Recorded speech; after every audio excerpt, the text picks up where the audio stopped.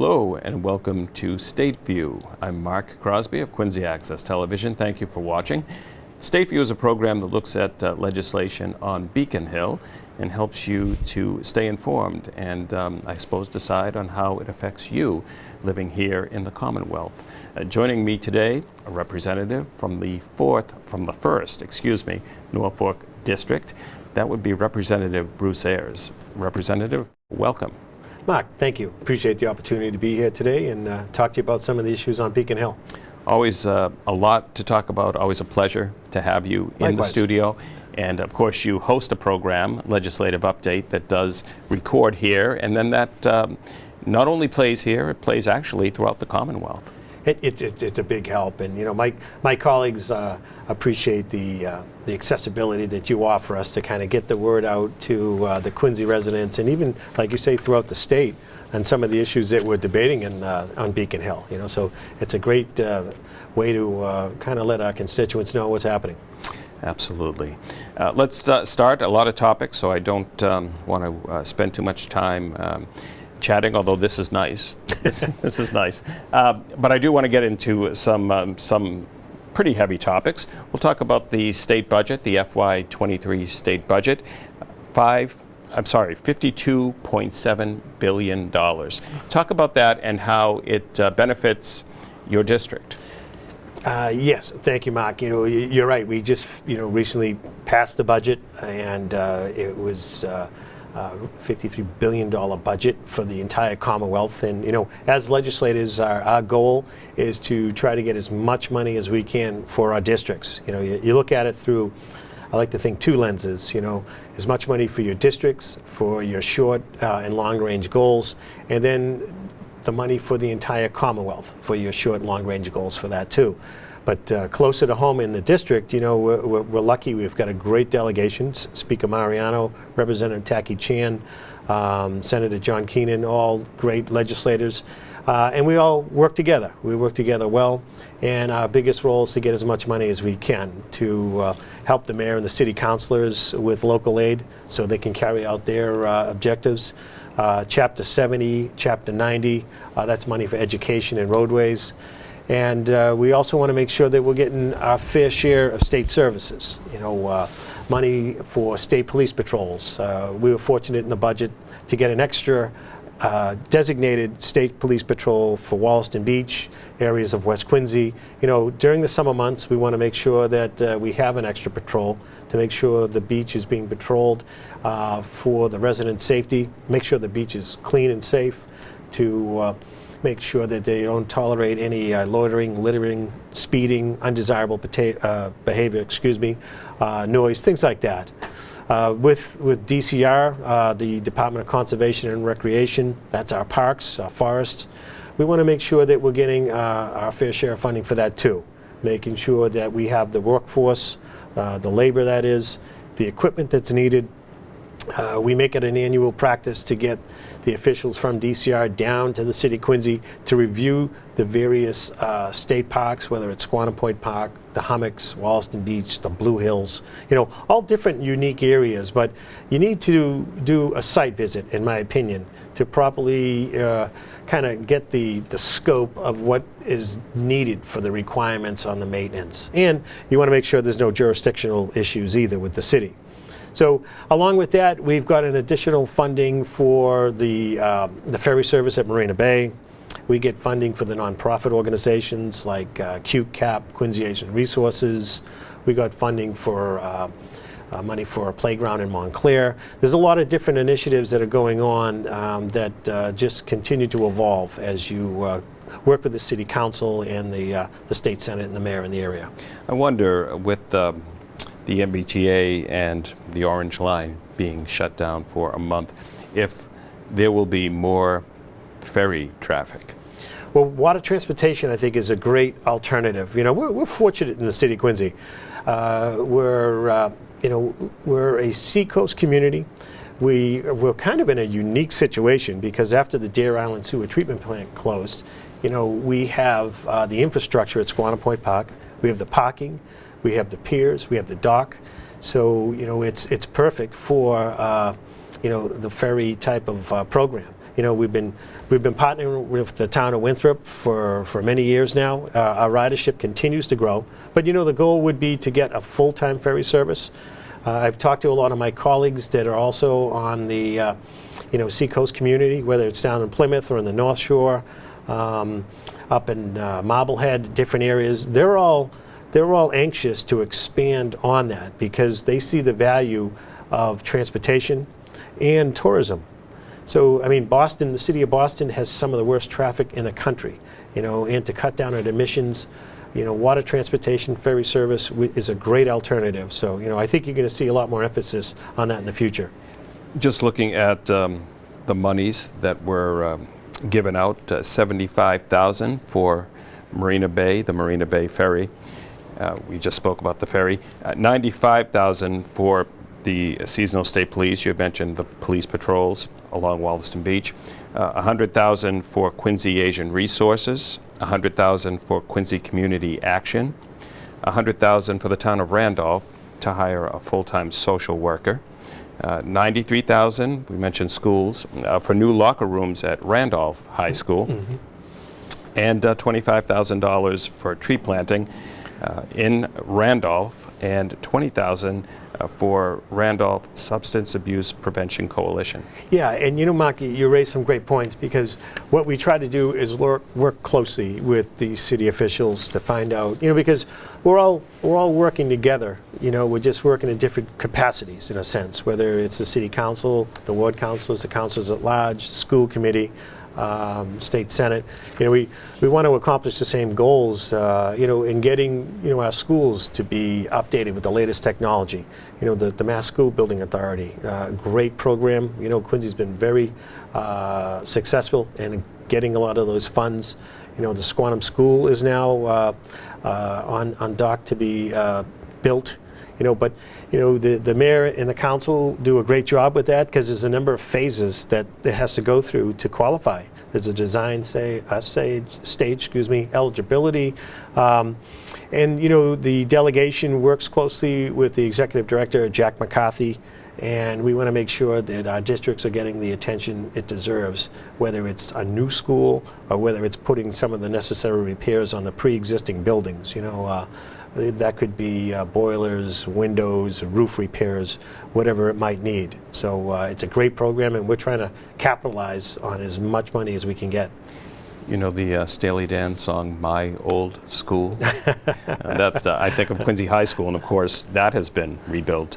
And My Old School doesn't exist anymore as the building that it was, but that certainly got funded through that fund. Yes, that's right. Quincy, like I said, the Quincy High School, the old Sterling School, Central Middle School, you know, and just some great programs there that, again, the city's been very fortunate. Let's look at another big item. That would be the transportation bond bill. And notice I needed to put the glasses on. I thought I could do this without the glasses, but just doesn't work. Maybe the last show I did. This show, I have to rely on them a bit more. Maybe the font size was different. I don't know. Maybe I'll give myself some credit. $10.9 billion. Yeah, that is you know, a key component for the Commonwealth of Massachusetts, and again for legislators, your state senators and your state reps for their individual districts. You know, what this bond bill addresses, Mark, is a whole array of transportation needs. You know, going from our bridges, our highways, paving programs, our rail lines, you know, whether it's the Silver Line, the Red Line, you know, all the types of monies allocated were for expanding and improving those systems. You know, in the Commonwealth of Massachusetts, we have over 450 structurally deficient bridges. You know, these bridges are over 50, in some cases close to 100 years old, and you know, we want to make sure we have a strong transportation system for our commerce. You know, we want to have our downtowns be vibrant to attract the businesses, you know, for our commercial tax base, and they won't do that if there's not a good transportation infrastructure. So that goes throughout the whole Commonwealth. Another component of that was the east-west rail line, which is a rail line that would go from Springfield into Boston. So a lot of that money, some of that money will go towards the planning of that too. So it addresses a number of transportation goals throughout the whole Commonwealth, to kind of bring it up to the needs of each district. I know that currently the MBTA is rehabbing rails, and I know that there's money in this bill for rail improvements on the MBTA. That's right. And again, geographically, depending on where you live, whether it's Western Mass, Central Mass, Eastern Mass, closer to home with the MBTA, different regions throughout the Commonwealth all have different transportation needs. So there's certainly a major component for our Red Line, the whole MBTA, Orange Line included. And also in there, I guess, not as an amendment, I guess just as an addition, is money set aside for the MBTA regarding alternative parking. Yes, yeah. A lot of times when there's a construction project going on, there's obviously a lot of disruption where you're going to have a staging area, where you're going to have parking area. You want to make it as user-friendly as you can, or conducive, for everybody involved. And we certainly went through that when we did the Wollaston MBTA station over. There was an awful lot of neighborhood meetings, a lot of planning that went into that whole remodeling and rebuilding before anything ever started. But it was a great project. Now we have a brand new Wollaston train station. So it's all in the planning. But with that planning, you got to take the proper precautions along the way to make sure that it's going to be conducive for everybody. And I know that the MBTA is only a part of the transportation bill, but we seem to be spending a lot of time on that, probably because it's in the news. But also to address safety concerns, there was money set aside on this transportation bill because we know that there have been safety issues with the MBTA recently. That's right. You break it down into the needs of,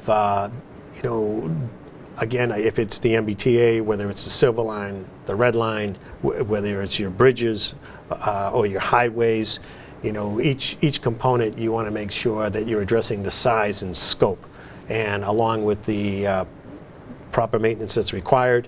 And like I say, our bridges are a major concern too throughout the Commonwealth. And we, down my way, well, I don't know exactly when, but both the Sagamore and the Bourne Bridge are slated for not repair but replacement. That's right.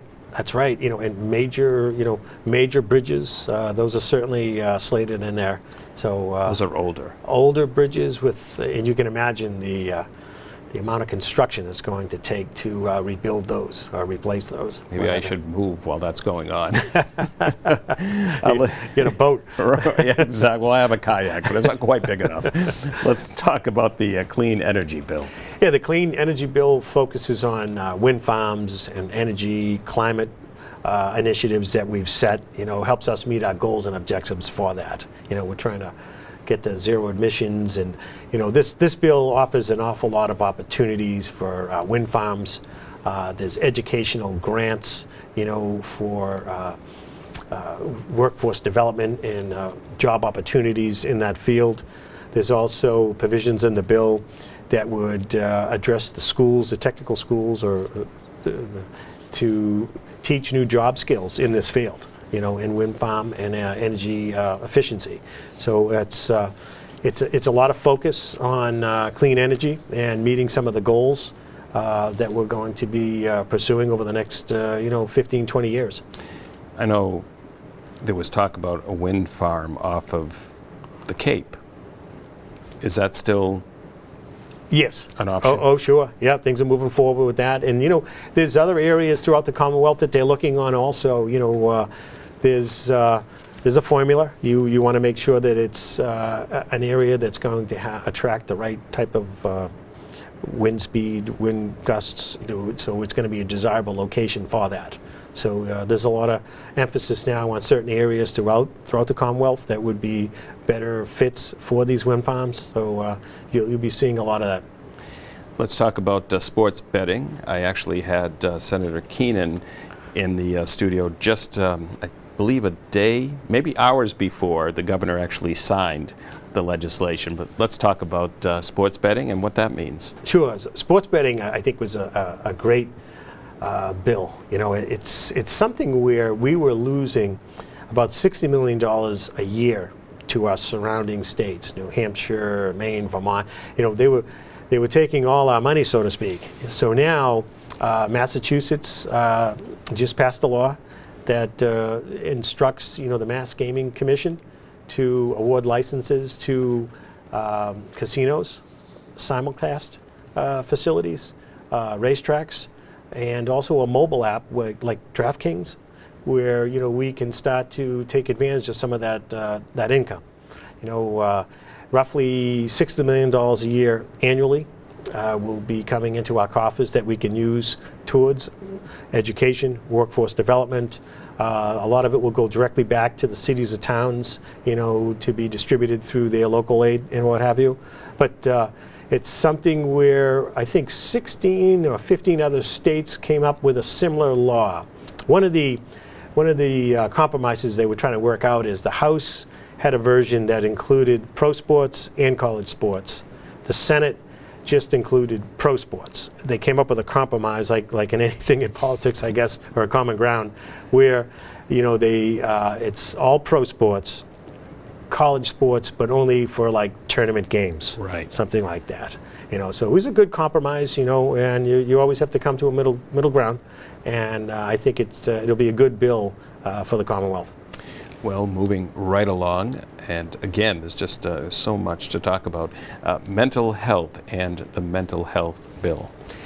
Another big piece of legislation, you know, for the House of Representatives and the Senate, obviously, you know, mental health initiatives, you know, to be addressed. This puts a lot of emphasis on improving and expanding some of our mental health initiatives.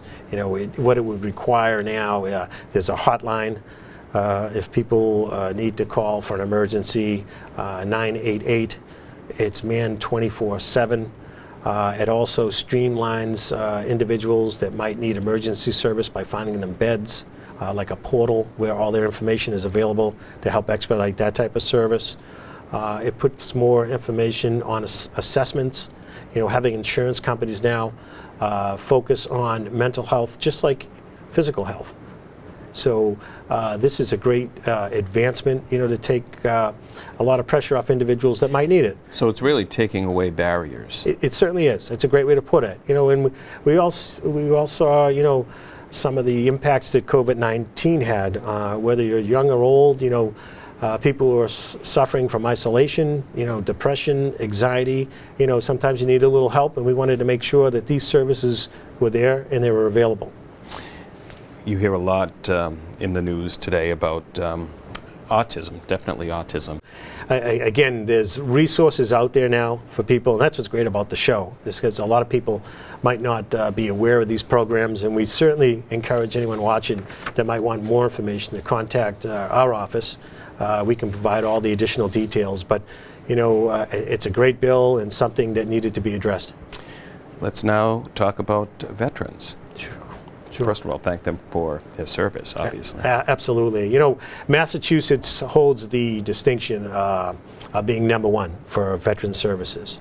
A lot of credit goes to Speaker Mariano for his leadership on that issue. But you know, we've passed the Valor Act 1 and 2, and that focused on helping our veterans when they return home with health care, housing opportunities, employment opportunities.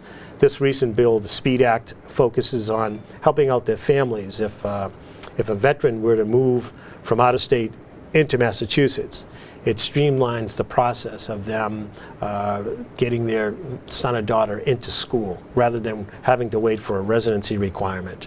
It streamlines the process for a spouse if they had for employment for a license, whether it's a teacher's license, a real estate license.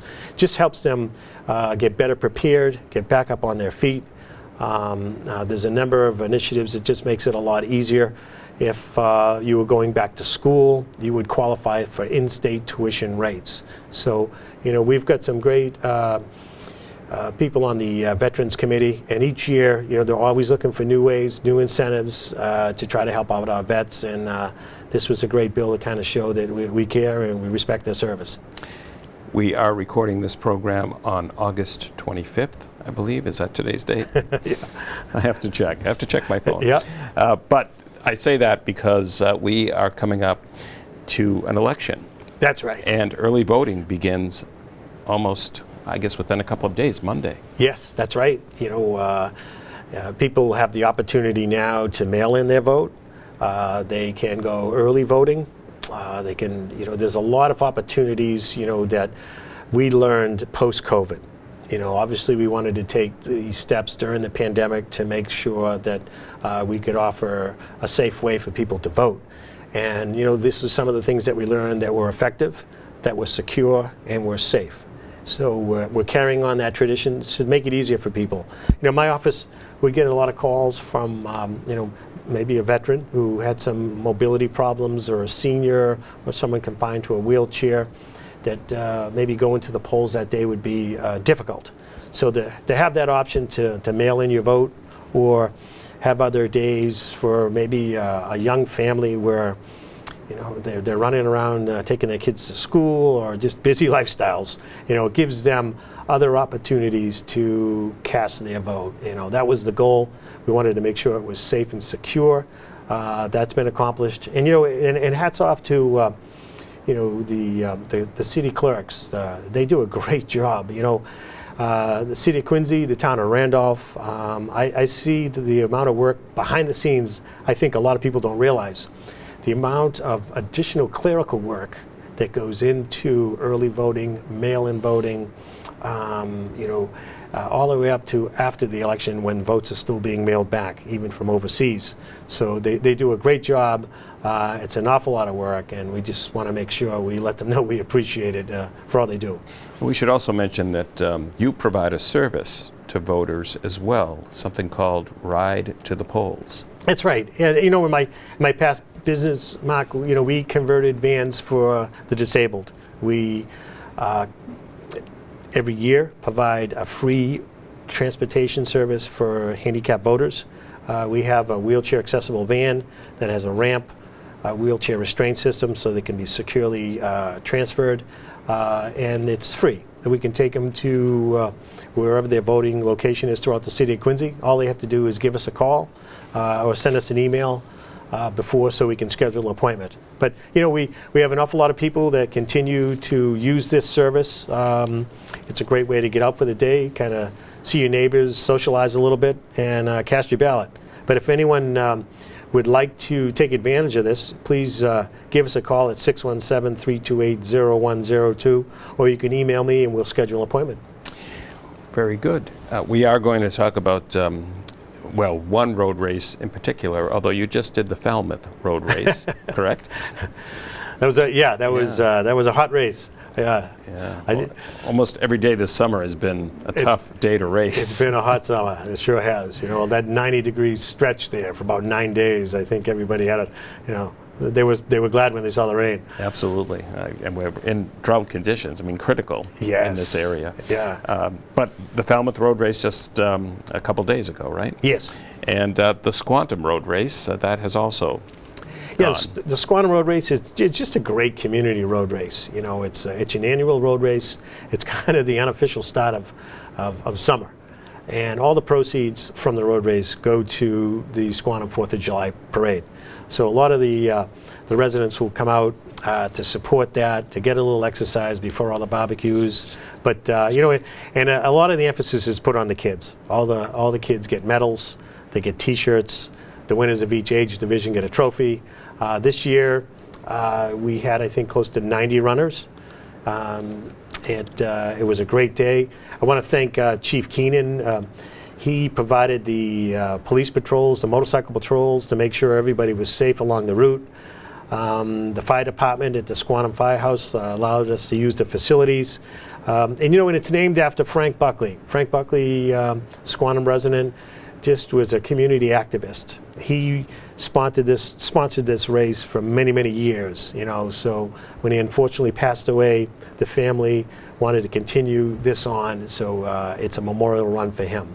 It's a lot of fun. And there's another race too that called the Turkey Trot that's coming up in November that I know Judy Smith puts on, which is another great Squantum community race, another fundraiser towards the community. So it's just a good annual community event. As we end this episode, we will end it with almost a back-to-school piece, and my son is actually heading off to college next week. He's actually moving into a dorm at Bridgewater. Oh, wow. But I do want to mention the Elks and what they do for high school graduates. Elks has a great scholarship program. We recently had the Elks Scholarship Night where we gave over 15 scholarships to Quincy and South Shore College-bound students. John Connor, the exalted ruler out there, the officers and the trustees do a great job. The Elks organization, has about 1,600 members, and they really put an awful lot of emphasis on supporting youth, whether it's youth sports, scholarship programs. They do an awful lot of charitable endeavors, and we had a great program. District Attorney Mike Morrissey was our guest speaker. The trustees, the families, we had a nice evening. But, we're fortunate in the city of Quincy. We've got great fraternal organizations, whether it's the Elks, the Knights of Columbus, the Sons of Italy, the Kiwanis, the Lions Club. They're all giving back, like-minded people who just want to get involved and give back to the city of Quincy and the community. And the same goes for our veterans, the different posts, whether it's the AMVETS, a number of the posts throughout the city of Quincy. They do the same thing, scholarships, and a lot of different programs for the kids, the seniors. We're lucky. They keep an eye and they help out the neighborhoods. We certainly thank the Elks, and we congratulate those seniors for keeping up their grades and their extracurricular activities, and actually then being being able to receive these scholarships. That's right. And to maybe some of the parents and students watching right now, school's starting in just a few weeks, and colleges are on their mind. If they want some information, if they're a senior and they want some information on the Elks Scholarship Program, please give me a call. Also, there's a state scholarship program and a national scholarship program that the Elks offers. We'll be happy to give them all that information. Very good. The last couple of minutes, I guess I don't need my glasses anymore. There's nothing else to read.